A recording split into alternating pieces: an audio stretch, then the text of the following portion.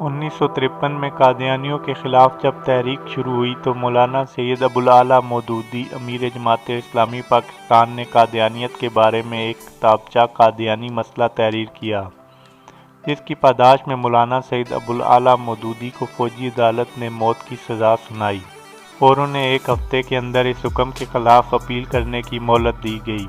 مولانا مودودی نے یہ کہتے ہوئے اپیل دائر کرنے سے انکار کر دیا کہ جس مسلمان کو قادیانیت کے خلاف جہاد کرنے سے شہادت نصیب ہو رہی ہو تو وہ اس شہادت کے خلاف اپیل کیسے کر سکتا ہے۔ مولانا مودودی نے فرمایا کہ اگر اللہ نے انہیں زندگی دی ہے تو دنیا کی کوئی عدالت یا کوئی انسان اسے چھین نہیں سکتا۔ مولانا سید ابوالعلا مودودی کے دیرینہ ساتھی میاں طفیل محمد سابق امیر جمعیت اسلامی مولانا مودودی کی گرفتاری کا احوال بیان کرتے ہوئے کہتے ہیں، ہم دیوانی گھر وارڈ کے صحن میں مولانا مودودی صاحب کی ابتدا میں مغرب کی نماز پڑھ رہے تھے کہ دیوانی گھر وارڈ کے باہر کا دروازہ کھٹ سے کھلا اور 14-15 فوجی جیل افسر اور وارڈر احاطے میں داخل ہوئے۔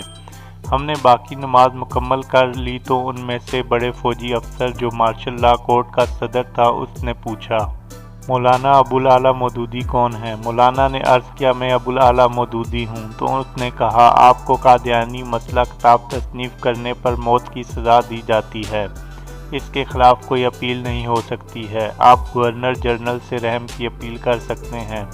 مولانا نے بلا توقف فرمایا، مجھے کسی سے کوئی رحم کی اپیل نہیں کرنی ہے، زندگی اور موت کے فیصلے زمین پر نہیں آسمان پر ہوتے ہیں، اگر وہاں پر میری موت کا فیصلہ ہو چکا ہے تو دنیا کی کوئی طاقت مجھے موت سے نہیں بچا سکتی، اور اگر وہاں سے میری موت کا فیصلہ نہیں ہوا ہے تو دنیا کی کوئی طاقت میرا بال بھی بھیکا نہیں کر سکتی۔ اس کے بعد اس افسر نے کہا کہ آپ نے مارشل لا کے بارے میں روزنامہ تصنیف میں جو بیان دیا ہے اس سے آپ کو 7 سال قید بامشقت کی سزا دی جاتی ہے۔ کوئی آدھ گھنٹے کے بعد ہیڈ وارڈن اور ان کے ساتھ کچھ دوسرے وارڈر آئے اور انہوں نے کہا، مولانا مودودی صاحب تیار ہو جائیں، وہ پھانسی گھر جائیں گے۔ اس پر مولانا مودودی صاحب نے اطمینان سے اپنا کھلا پاجامہ تنگ پاجامے سے بدلا جو وہ گھر سے باہر جاتے ہوئے پہنتے تھے، سر پر اپنی سیاہ کراکلی ٹوپی پہنی اور چپلی اتار کر سیاہ گرگابی جوتا پہنا اور اپنا قرآن مجید لے کر اور ہم سب سے گلے مل کر نہایت اطمینان سے پھانسی گھر روانہ ہو گئے۔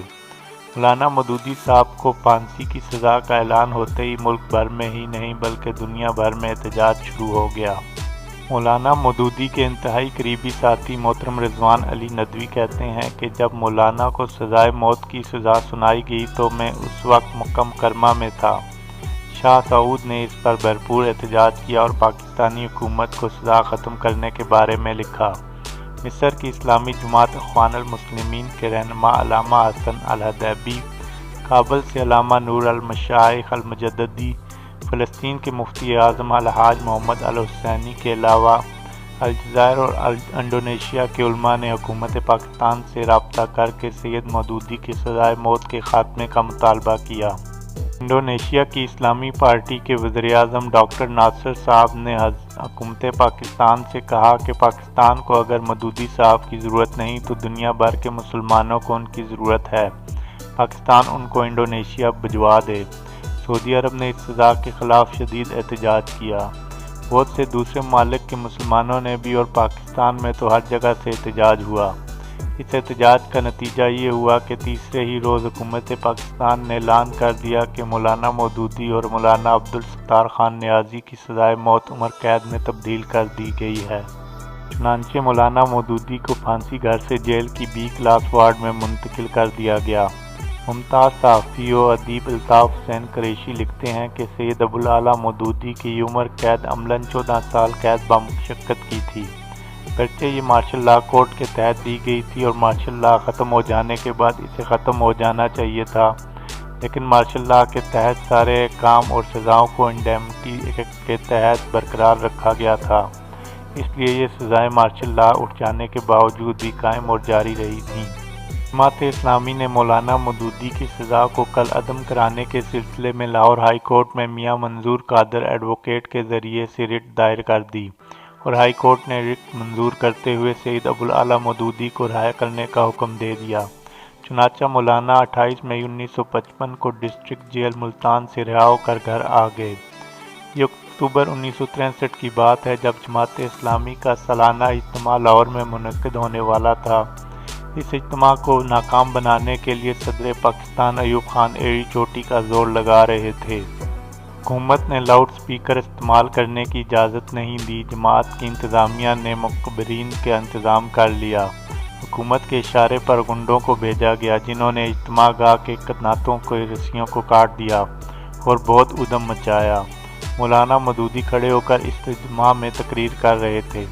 मौलाना से दरख्वास्त की गई कि वो बैठ जाएं तो मौलाना ने तारीखी अल्फाज कहे, चौधरी साहब अगर मैं बैठ गया तो फिर कौन खड़ा होगा।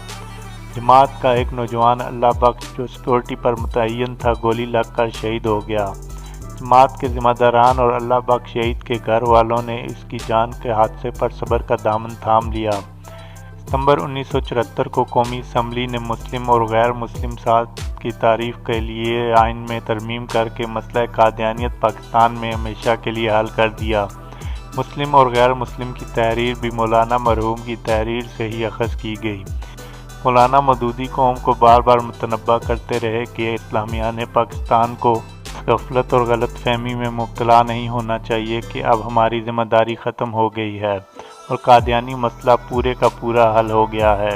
ये पहला कदम है जो सही सिमत में उठाया गया है। अभी कादियानियत और उसकी पुष्टपनाही पर जारी साजिशों के सद्देबाब के लिए बहुत से ज़रूरी इक़दाम करना अभी बाकी हैं, जिनके बगैर ये कदिया किसी न किसी शक्ल में फिर सर उठाएगा और ज़्यादा पेचीदगियों का बायस बनेगा और इस्लामियान पाकिस्तान की अक़ीदत और मोहब्बत और तवील कुर्बानियों को बेशुमार समर करने का ज़रिया बनेगा।